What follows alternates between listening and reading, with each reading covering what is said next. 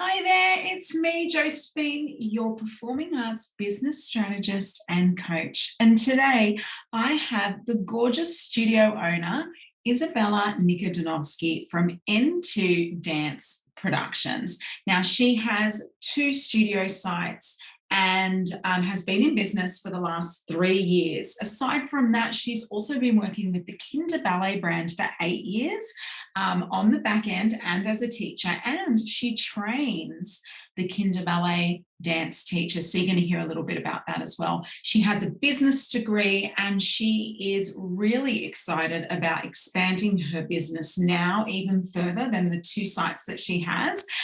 She is going to be opening up her own in-house talent management service. So she'll be representing artists in film, television, theatre, and commercial and stage, all through the studio walls in which her talent lives. Now, she's doing that as part of a course that I've provided called Talent Manager Bootcamp. You'll hear a little bit about that towards the end of the interview.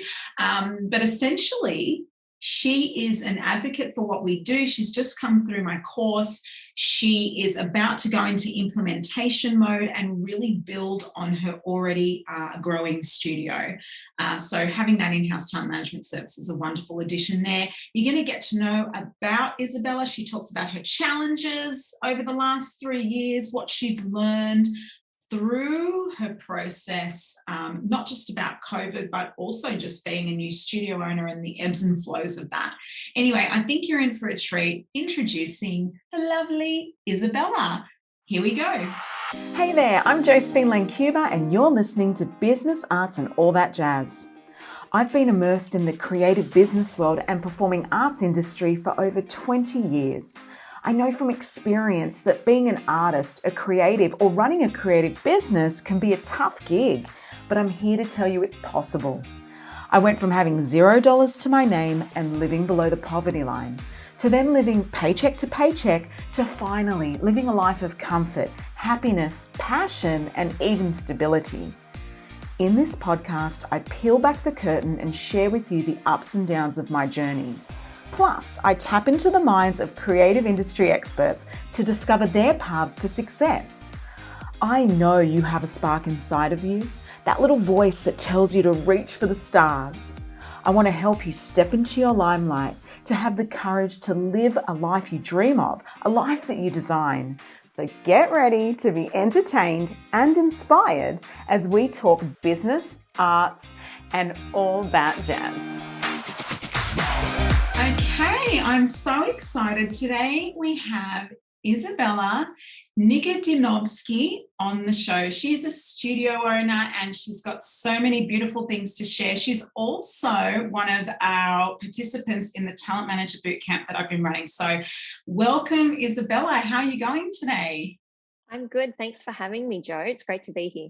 Yeah, awesome. I'm so excited because we actually met many years ago, a couple of years ago now. I think it was like a little networking dinner, lunch or something with a bunch of studio owners. Do you remember that? Yeah, it was, I think, right just before the first wave of COVID here in Sydney. So it felt like forever ago, but it was only 2 years ago, I think. I know. And you know what's really funny about that is we were talking about the challenges of running and facilitating programs and studios and studio life. And like literally, I think it was 2 or 3 weeks later, there was a global pandemic. A little did we know, hey. I know. And we were complaining about parent communication. And, and then the next thing you know, it's like that all just seemed like nothing. Yeah. So really interesting times. And I think there's been such a shift since we met to today. Look, I want to jump in because how long have you been running your studio for? Yeah, so this year is our 4th year and we've expanded to 2 locations. So we're in Ermington and Wentworth Point. And as much as, we've been through a very difficult couple years, 3 years seems like a lifetime ago that we started this. Yeah, and it's amazing because you were still such a new studio when you started, when the pandemic came along. So I imagine that you were just probably getting into the flow of your systems and processes and all that, and then that happened, you know. Tell me how you came about that. So how did you get into dance in the first place? Yeah, it's actually quite a funny story. Back in the day when I was a kid, mum, um, they had diagnosed me with ADHD, and Mhm. this was sort of before it became, really well known, um, as like a common thing for students to have these days. Mm. Um, and the doctors just said, put her into any kind of activity that you can just to get rid of all that energy. So she took me along to little athletics and to soccer and all these things. And she took me to the dance studio, and it's quite a well known one in Sydney. And she turned to the teacher and she said, I'm going to apologize now because my 3-year-old is just going to run amok in your class, but I just got to give it a go.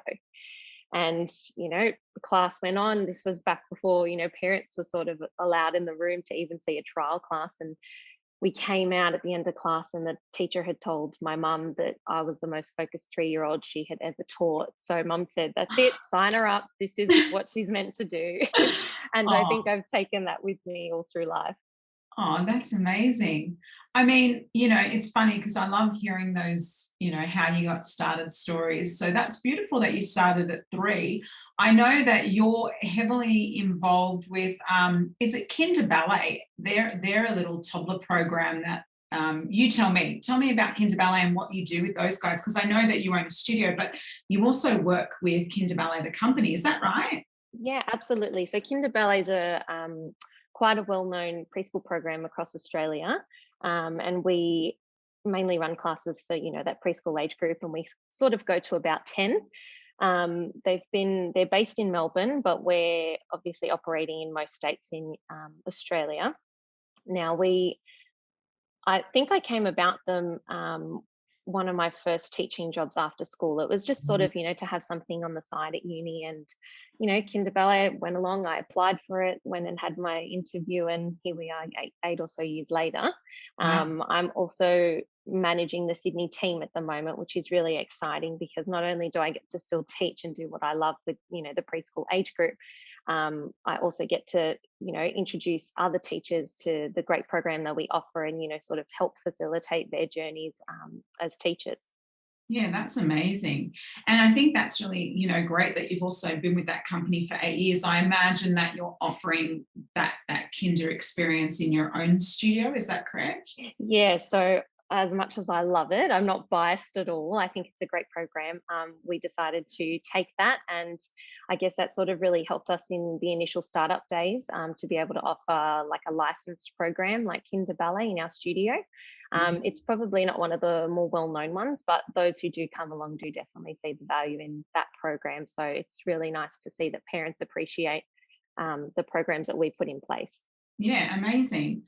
Now, you said that you've sort of started your business journey 3 or 4 years ago. Is it 3 or 4 years? 3, yeah, Yeah, because three we're years heading into ago. 4. Tell me about that. What actually made you decide to open up a studio? So you've come from being, you know, a student, you've loved to dance, you've come on to this company that facilitates programs for others, and now you're training and mentoring these teachers. But what actually made you think, hey, I want to open up my own studio? Yeah, I think there was always something in the back of my mind that had told me that teaching was something I wanted to do. Mm. I know it definitely wasn't mainstream, and looking back, I'm kind of glad I didn't go down that path because I'm not envious at all of what these teachers are going through at the moment, especially the past couple of years. But yeah, I'm not too sure. I guess I just really enjoyed dancing as a kid. I spent, most of my afternoons, weekends at a Stedford's competitions, traveling, that sort of thing. And my dance family became, a second family. And that's what most kids tend to say when they come to dance schools. And, I thought that with my sister, she's also a dancer and my left hand lady, she, we decided that, it would be great to have this and create our own dance family because it was something we find so valuable, and I definitely think it's shaped who I've become as a person.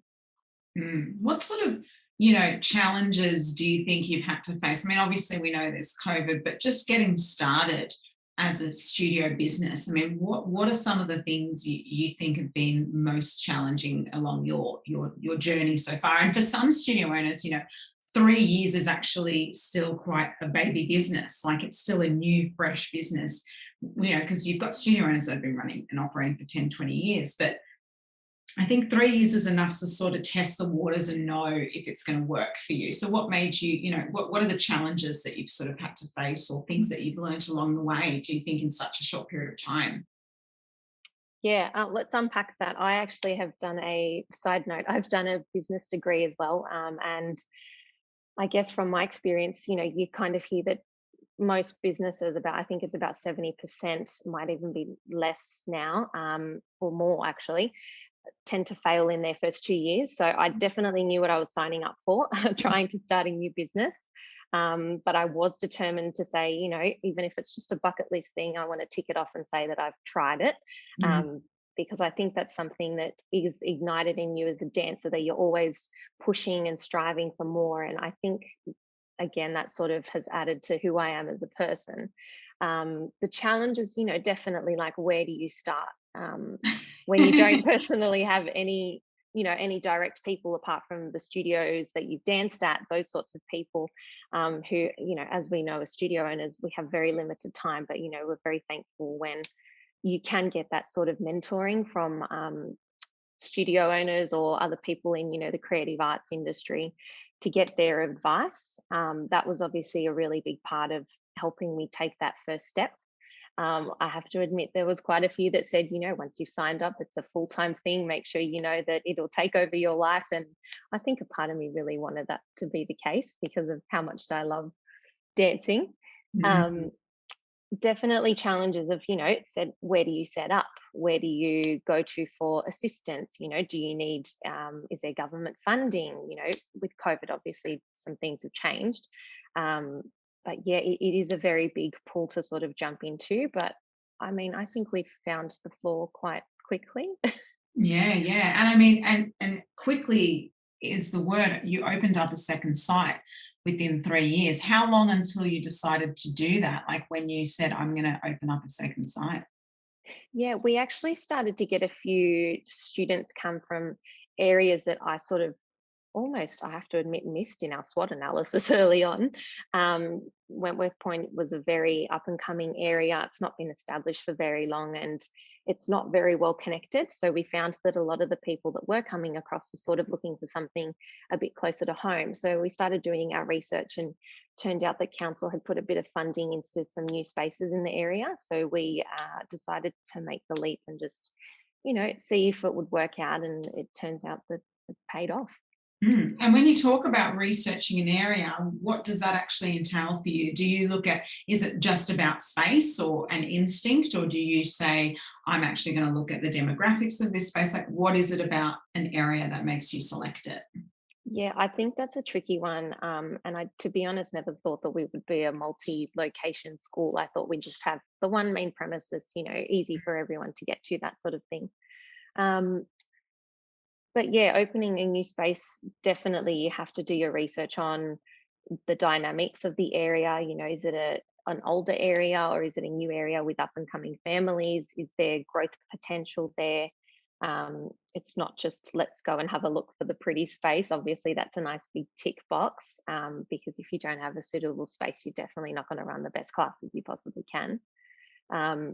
But yeah, it just seems that once we started putting some feelers out, that there was definitely a need for some classes in the area. And I think that's why it's paid off. Yeah. Okay. So what do you think what's the biggest thing you've learned over the last 3 years of business? What's the big takeaway so far, do you think? Gosh, I think the biggest takeaway would have to be expect the unexpected. Definitely, especially in the past 2 years where we've sort of had limited control. Expect the unexpected. Yeah. And I know the word uncertainty gets thrown out a lot, especially during these times, but there has been a lot of uncertainty and you do have to expect the unexpected. I mean, it's just been absolutely insane, not just the pandemic, but there's so much going on in the world at the moment. And now as well, we've got the flooding going on and all of that in Australia. I just think, you just don't know what it is that's going to be the thing that throws a spanner in the works. And I do think about all of those studio owners that are in flood affected areas at the moment. Like that's another, like, who would have thought, you know? And it's just another thing. And I think having like just being kind to yourself in moments like those, and also hoping that your customers follow you and wait for you and do all of the things. And I mean, that's why we also created that hybrid version. So anytime we can't run something, it's run virtually. It doesn't even have to be from someone locally. It can be someone in another regional state. So, you know, just having those facilities set up as well is a thing that can help you along. But I love that. Expect the unexpected. Yes, right? Now, you also, so aside from starting a studio and branching out into a new location and really, you know, you've done a business degree, so you're obviously really committed to the idea of business and to growth, it sounds like, right? Definitely. It sounds interesting to you, obviously, for you to be going and pursuing it at that level. Recently, you just completed Talent Manager Bootcamp. Now, Talent Manager Bootcamp, out there for anyone that doesn't know, is a program, a course, an online course that I'm running, which essentially gives studio owners the tools and resources to open up their own in-house talent management service so they can represent artists in film, TV, commercial, stage, and all that jazz, right? So tell me about that, because you've just gone through my beta course with a few members, and we're about to launch that out publicly in March, which I'm super excited about. But tell me, when you heard about Talent Manager Bootcamp and the opportunity to open up a management service, what was it about that you thought, hey, like maybe I'll give that a go? Like what actually motivated you to jump on board? Yeah, so I guess from a customer point of view, I think sometimes those sorts of things feel like they're out of reach, that you'd have to go to an elite kind of school to get that sort of opportunity. And I think the course for me, I saw it as a great business opportunity because not only could it possibly increase my income and expand my offerings, it's also great for the kids, you know, in terms of retention, those kids that are hungry to look for more, whether it's, you know, more performing opportunities or, you know, something in stage, maybe it's something they never thought that they could do. And because we're making it that much more accessible, they might even find, you know, their calling. Like, who are we to take that away from them? Yeah, totally. And I love that you use the word accessible, because that really was my goal when I created the program, Talent Manager Bootcamp, was that I wanted it to be accessible. I wanted everyone to know that there's no glass ceiling, and that anyone can do it. So tell me, I mean, we're about to get into implementation mode, aren't we? So you've just finished 8 weeks of the program, and now we're about to actually implement, which is so exciting. Tell me about the actual lessons, because I'd love to let people know out there like what it's like to actually experience the course. So when you went through the lessons, like, and give me honest feedback, I'm totally cool with it. You can do that. You know, was it easy to follow? Like, do you find that it was possible after the lessons and actually listening into the materials? What was your thoughts around that? Yeah, so I mean, obviously, as teachers, we're always doing lots of professional development courses. So Yeah. I think I'm, you know, safe to say that I've done a fair few in my time. The courses, I guess the modules, I suppose I should say, were quite informative, but they weren't sort of boring, for lack of a better word. They were quite engaging, and we were able to work through things in a very logical way. So it seemed achievable. It was almost like a video and step-by-step guide on how to get to that end goal of, you know, offering the agency in-house in your studio. Yeah. And I think that's really important, because you mentioned earlier in our chat that studio owners are time poor. Yes. And we know that to be true, right? So, I mean, gosh, we're time poor because we just put so much energy into what we do. And there's so many moving parts in a studio. It's not just delivering one product or service. You've got to deal with, you know, all of these different customers and, you know, all of these different offerings, production in itself is a whole other ballgame. You know, there's so many moving parts, costume ordering, you know, fittings, photography, there's so much going on. So I wanted it to be really, you know, manageable. And that's why the lessons were bite-sized. And I even asked you guys through that beta process, I'm like, do you guys prefer longer lessons or short bite sizes? And I think, what was your response to that? Yeah, definitely short bite size. If you're in between classes and you want to just have a quick 5-minute video or just turn it on in the car, we had a great app as well that we could use. So that made it much more accessible for us, on the road in between, locations and that sort of thing. Yeah, I think as well, I always say with this particular course, it's all about, increasing your revenue, increasing your student retention, increasing your industry credibility. That industry credibility part is exactly what you were talking about, in the sense that, like, that accessibility, there's no golden gate or pedestal you have to be on. I actually remember sitting on my couch one day, putting submissions through for my agency, and it's very easy. Like, there's back end website portals that we use and stuff. It's super easy to do.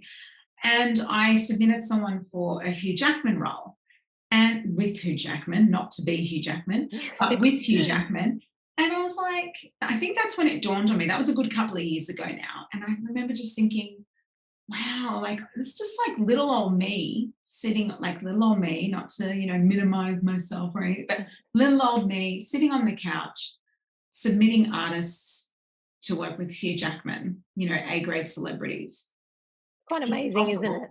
Yeah, it's possible. Tell me now, we've booked in that you're going to be implementing in April. So you're actually going to be opening up.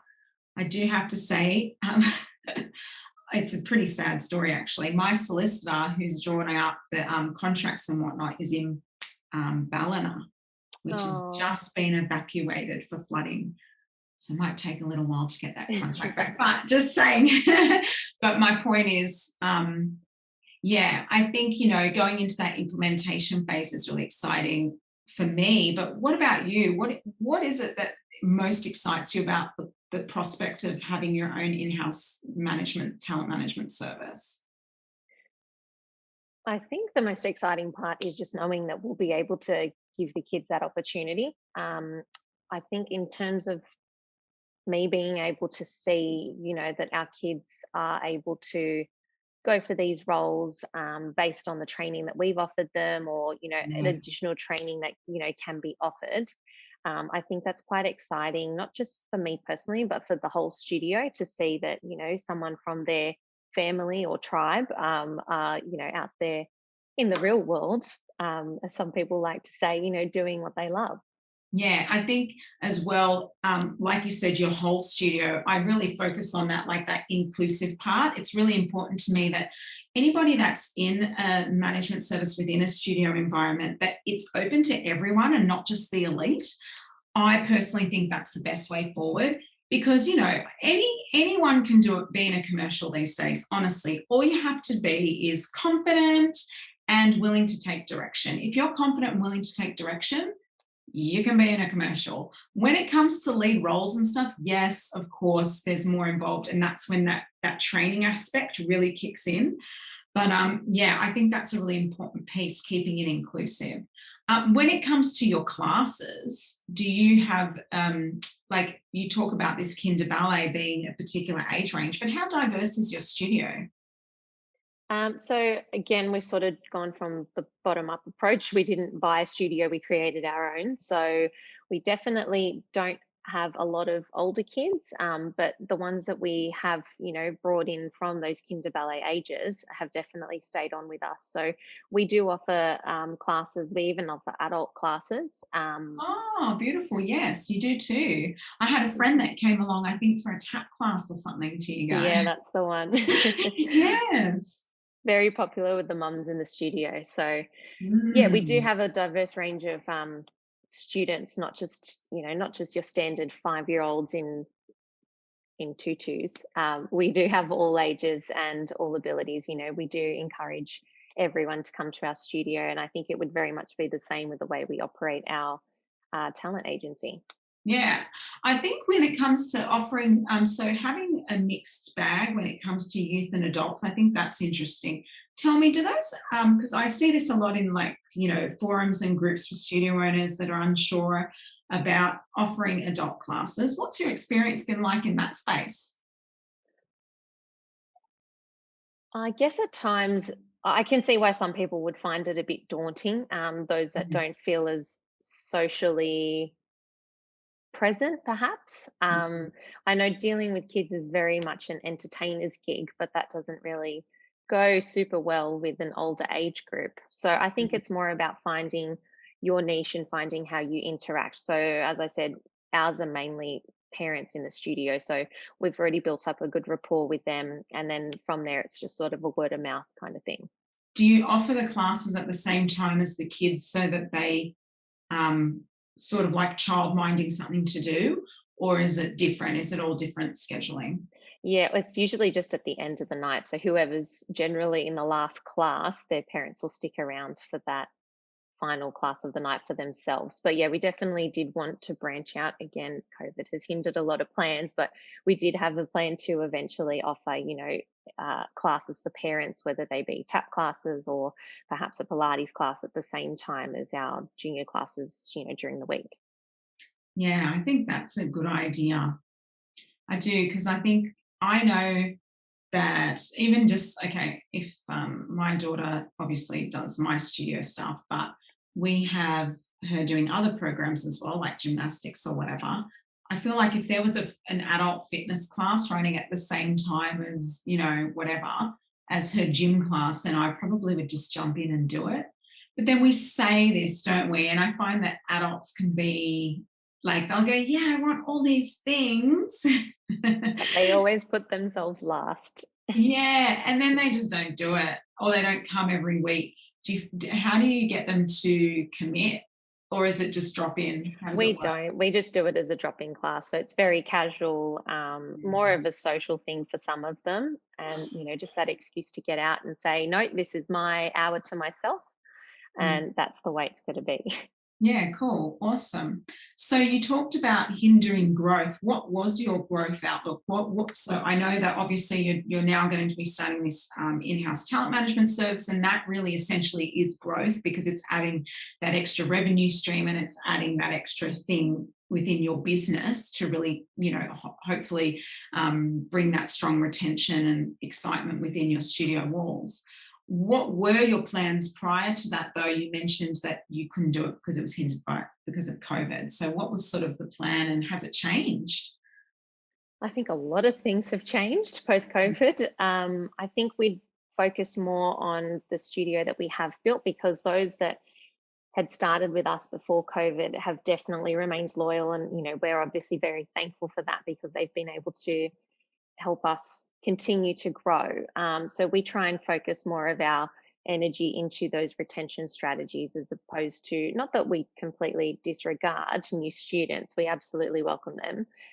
But I think working with what you've got, it's almost less work because it's relationships that you've already built up. And there's only so many, brothers and sisters' names that we can remember, all those little quirks about everyone and what mum and dad does for work. So, yeah, we definitely are focusing more on those retention strategies these days. Yeah, I think retention is something that gets too overlooked within a studio. Yeah. Um, it's so important. Like, yes, you need new clients. If you're not generating new students, you're dying because eventually the students you have leave. So you need to be bringing new people through. That's just the way it goes, right? Yeah. But at the same time, you need to nurture those relationships you've already built. And so, we had a really good retention rate this season, and that's the best we've ever had. And that was 93% from December 2021 to February 2022. I And that is find that, amazing. well, yeah, it was amazing. And that's our highest yet. I find that we've worked a lot on retention in 2021. We had to because of everything going on. I mean, we were handwriting letters when we were locked down during Easter, like we were handwriting letters and sending by snail mail, colouring in competitions with kids' names on it, virtual hug cards to our seniors, like we were doing all of this stuff. And I think that really helped as well. So, being able to just remain connected and providing those sorts of not just opportunities through the agency, but opportunities within the studio as well. Like we're going to Newcastle to do a musical theatre event there, and we're getting sign-ups. So that's not happening for several months, but we're getting registrations now and things like that. So that keeps people going, well, I'm not going to leave you guys because in October I'm going on this massive excursion with all my friends. So I have to be there for October.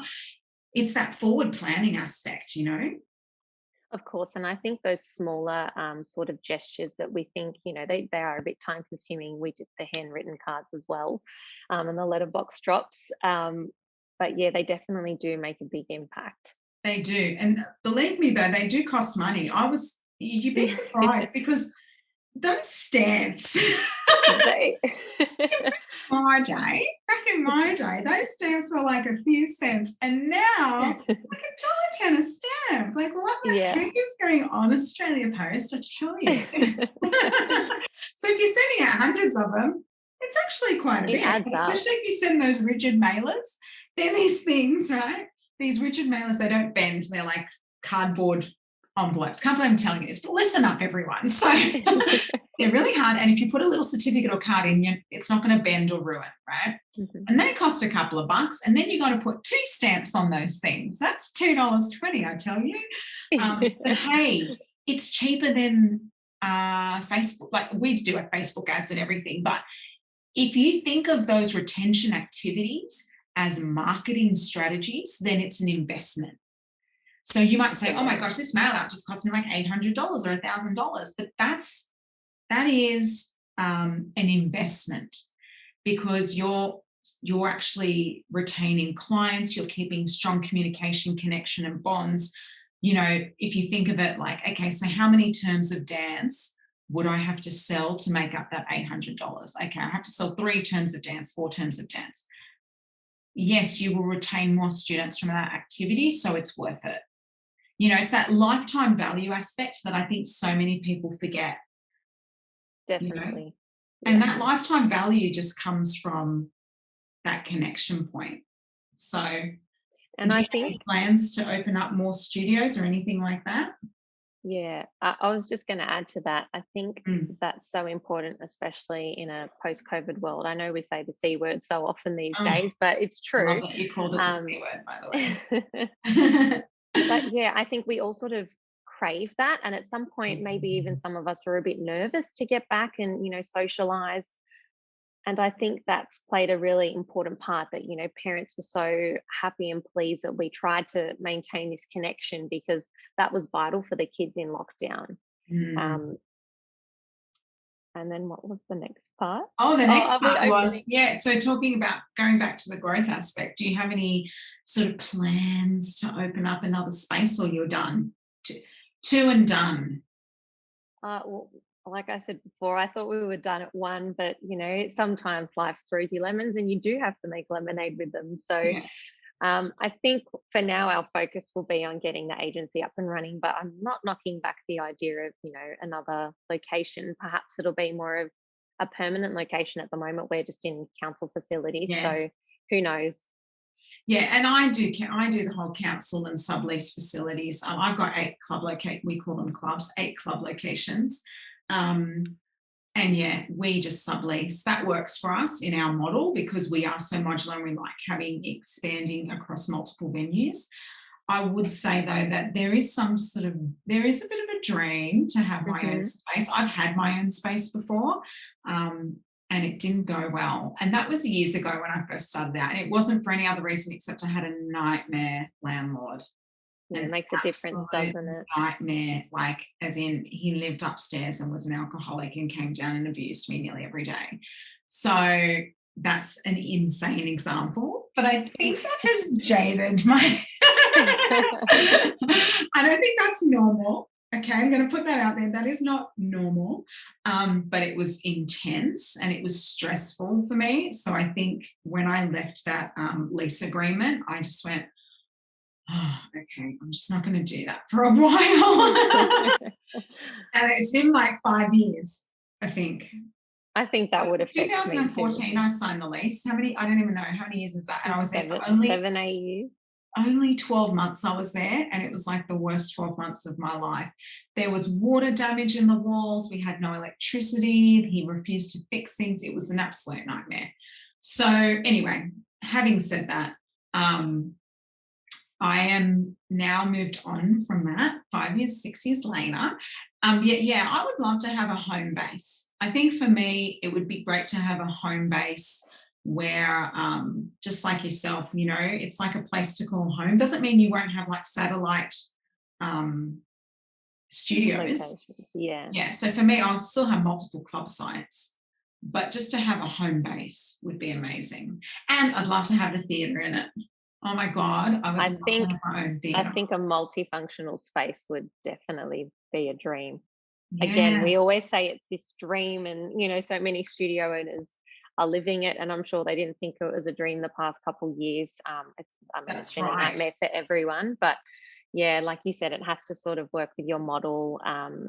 And yeah, I think whilst we're still sort of finding our feet, we've been thankful that we went down the route that we did by not signing any leases too prematurely, and especially after hearing your story, which I do remember you telling me one day. Yeah, I'm glad I didn't find that horrible scenario. Oh, don't let me scare you. No. I want to facilitate the dreams. So no, I'm not going to scare you, but I'm glad I didn't sign anything over the last couple of years, but there's definitely been the challenge of that. We've been lucky because with as you know, with sublease arrangements in council, if there's COVID scenarios, they just let you not go there and not pay. It's not an issue. Whereas some people have had to battle their landlords over the last couple of years and see what they can get or apply for rental government assistance. So, I mean, we didn't have that challenge, you and I, but yeah, there is something to be said about having your own space. And that is something that I would be liking to do. I wanted to wait for everything to settle with COVID a bit before I do that. But it is on the cards as well for me too. So there you go. That's going to be something we can do together. It's an exciting dream to look forward to. That's it. All right. Now I've got one more question, and I always ask this to my guests, so I'm going to ask it to you too. Who or what inspires you? See, this is always one of those tricky questions, and I have listened to your other podcast, so I sort of knew this was coming.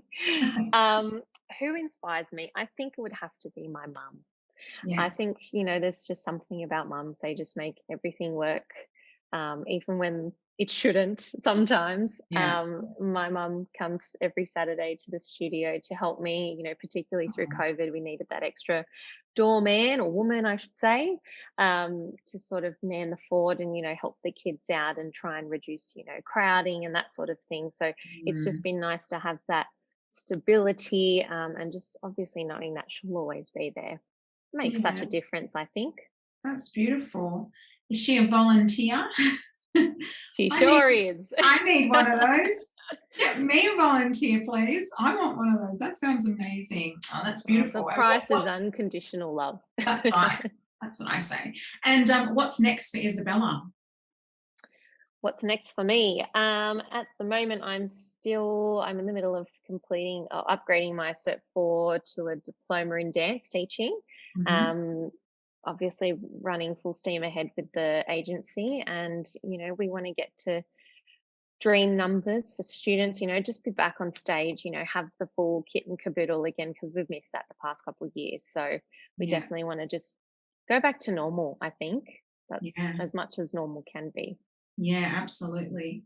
All right. Well, thank you so much for coming on the show today. I can't wait to get into implementation with you with our Talent Manager Bootcamp course experience. You know, we're going to be opening up your own in-house talent management service in April, and that is so exciting. And I'll just mention quickly to anyone listening, I will put a little link in the description so you can find out all about it, all about the course. And it's going to be open for only 9 days in March. So it is a bit exclusive. So 9 days in March, and yeah, jump in there and make sure you register your interest or enroll into the program, because I think it's really going to help level up your service and just provide an extra, an extra offering that's going to not just, like Isabella said, increase your income, but also just really build that energy and excitement within your studio and offer something really cool for your kids and for your adults, kids, doesn't matter, for your students in general. All right, Isabella, thank you so much for your time today. Take care, and I will see you soon. Thanks for having us, Jo. Bye. Bye. If you enjoyed listening and would like to hear more, be sure to click subscribe. If you're really feeling the love, share us with your friends. To work with me or to simply find out more about the magic of creativity, arts and business, head to my website josephinelancuba.com, and you can find me on socials. I also have a book that I've co-written with a bunch of amazing entrepreneurial women called The Women Changing the World, and you can grab a copy of that at josephinelancuba.com/books. Thanks for listening.